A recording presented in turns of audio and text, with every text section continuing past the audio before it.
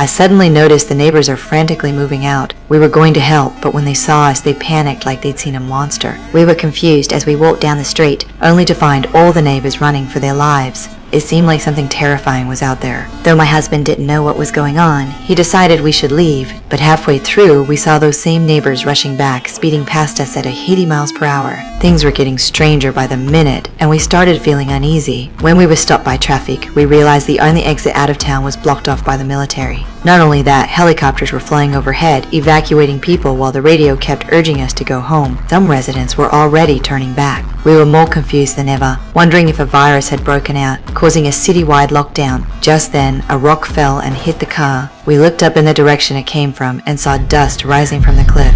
Mom, it's an earthquake. No, sweetie, it can't be.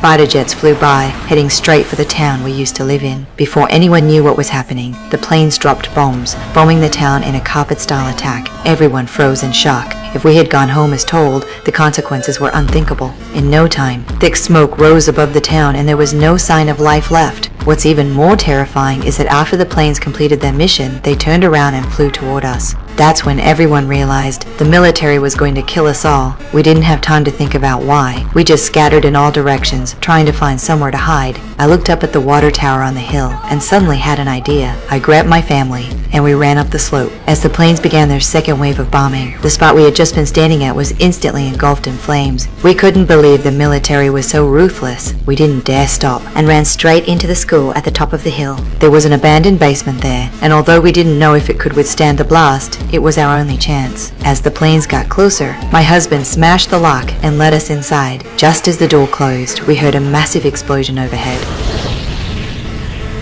What was really going on outside, that the government had to take such extreme measures we couldn't understand, but all we could do was settle down inside. Fortunately, the basement was stocked with expired food, enough to last us for a long time. We locked the door tightly, no longer hoping for anything from the outside. But life underground was no easy task. Every day, we ate nothing but fermented bean paste cans and drank muddy water from the underground well. When we were bored, we played cards or hide and seek. Living cut off from the world made it feel like the end of days. After a while, our daughter couldn't take it anymore. She asked her father how long we'd have to stay down here. Nick didn't know. He could only reassure her, saying that once the virus was gone and the world began to grow again, we'd be able to see the light of day. But we waited over 300 days. Our daughter, more than once, used the telescope I made to look outside through the vent. But each time, she saw nothing but destruction from the bombings. Houses charred, trees burned to their trunks, no signs of life anywhere. Yet even so, she still didn't give up. While my husband and I were asleep, she quietly climbed up the ladder, pulled hard on the chain, trying to open the door and sneak outside.